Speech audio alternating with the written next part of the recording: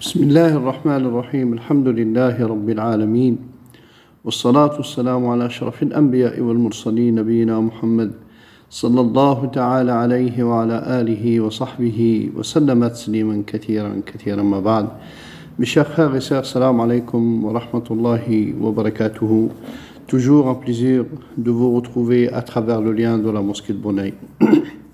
Mes chers frères et sœurs, certainement les questions qui ont été posées et surtout les sœurs concernant la zakat. Il faut que vous sachiez que la zakat c'est une obligation. Ça fait partie de 5 piliers de l'islam. C'est une obligation. Celui qu'on a les moyens et celui qui a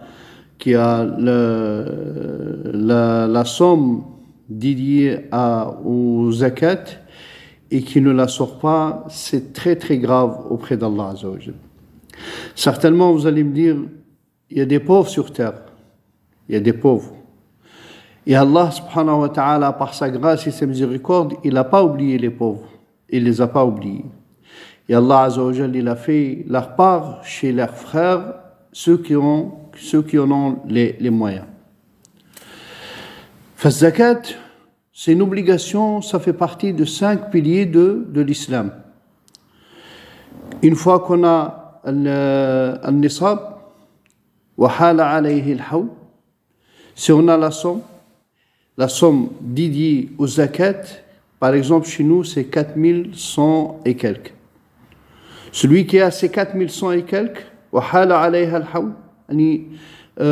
a fait une année, dans cette année il n'attend pas, des fois il a la possibilité de la sortir ou il veut la sortir dans Ramadan, non.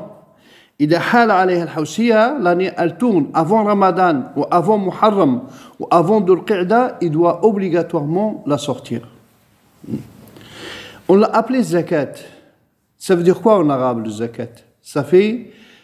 C'est mushtaqa, elle est tirée de le mot zakka. Zakka, ça veut dire qu'il a purifié. Certainement, mes chers frères et sœurs, la zakat, elle purifie de l'égoïsme, cette maladie très grave qu'Allah nous en préserve. Elle guérit de l'avarice. Et elle prouve que le croyant, il a cette certitude en Allah Azza wa Jal. Je donne pour Allah. Comme il fait le cas des deux frères, Qabil ou Habil, que vous connaissez. Quand Allah il a rendu obligé le zakat, il y en a un, il a choisi un bon mouton pour l'offrir à Allah. Même s'il n'y avait pas les pauvres, il a été dit par nos ulama que le feu, il venait et prenait cette zakat qu'ils ont offert à Allah Azza wa Jal. Cela, c'est pour guérir l'avarice qu'Allah nous en préserve.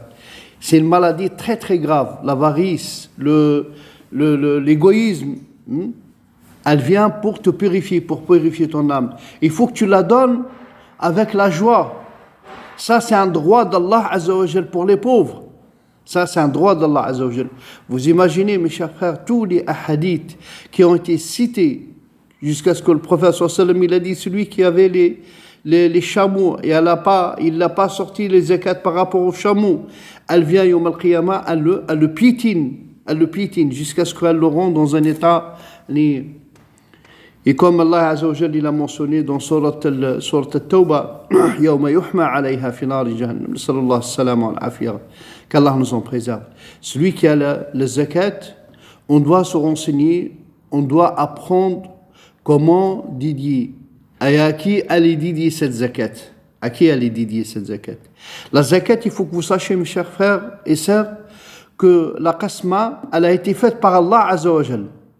C'est Allah qui s'en occupé de les asnaf, les gens à qui il faut donner zakat.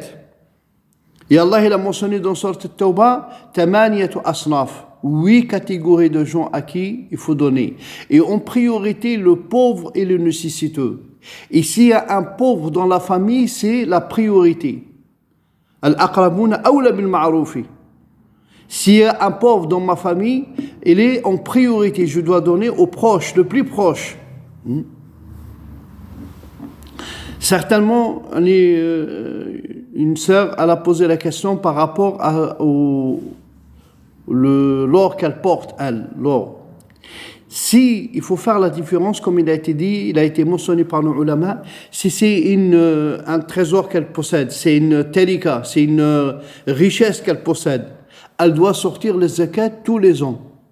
Si c'est une richesse, si c'est une trésorerie qu'elle possède, elle doit sortir la zakat tous les ans sur cette.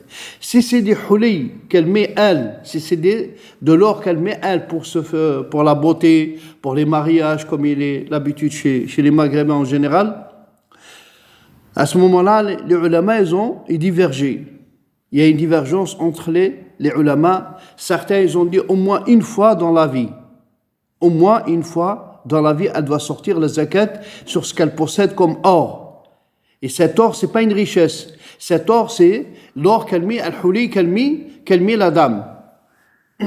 Si le cas, il est qu'elle met le huli, elle les met, l'or, elle possède cette quantité d'or, et elle le met, elle s'habille avec, elle se fait belle avec.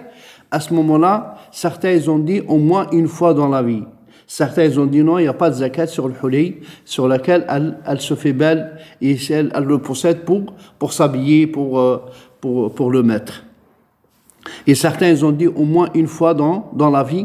Et la vie, quand nous on a posé la question à notre éminent cheikh Mohamed Mukhtar Shanqiti, il a dit moi je penche et j'y vais au moins qu'elle sort au moins une fois dans la vie de zakat sur les huli qu'elle possède pour s'habiller et pour se faire belle. Au moins une fois dans la vie. Elle réunit la somme, ça fait 4085 grammes, ou ça fait 4100, elle retire 2% et demi sur la quantité. Sur 1000 euros, maintenant, ça fait 25 euros. Sur 1000 euros, ça fait 25 euros. Donc, par rapport à ça, 2% et demi sur la quantité qu'elle possède et elle fait sortir cette zakat. Il est très très grave, mes chers frères et sœurs, de posséder la zakat, de posséder la quantité qu'il faut pour la zakat et ne pas la sortir. C'est un acte très très très grave auprès d'Allah Azza wa Jal. Le châtiment, il est très douloureux. Il vaut mieux s'acquitter. Et quand on la donne tayyibatun biha nufusuna. On la donne, ya Allah, c'est un droit. C'est un droit. Je le donne avec plaisir. Je vais vers les pauvres et les nécessiteux et je dis alhamdulillah qu'Allah Azza wa Jal, il a mis des gens à notre disposition qui acceptent cette zakat. Cette zakat. Vous savez, certains ulama, ils nous disent que le prophète sallallahu alayhi wa sallam, c'est interdit pour lui et sa famille, sallallahu alayhi wa sallam, de prendre la zakat et de prendre le sadaqat, parce que c'est awsakhun nas, c'est là, elle devient une saleté quand la personne, il arrive zakat, il n'a pas sorti la part qu'il faut de cette zakat, c'est une catégorie de saleté qu'Allah nous en préserve et qu'Allah tabaraka wa ta'ala nous donne le tawfiq pour être au rendez-vous et donner le droit d'Allah Azza wa Jal aux pauvres. Comme j'ai dit, Allah Azza wa Jal huwa alladhi tawalla qismatuha. C'est Allah Azza wa Jal. C'est pas le prophète sallallahu alayhi wa sallam, c'est pas les malaïkas, c'est Allah. C'est Allah qui nous a montré les catégories de personnes à qui donner.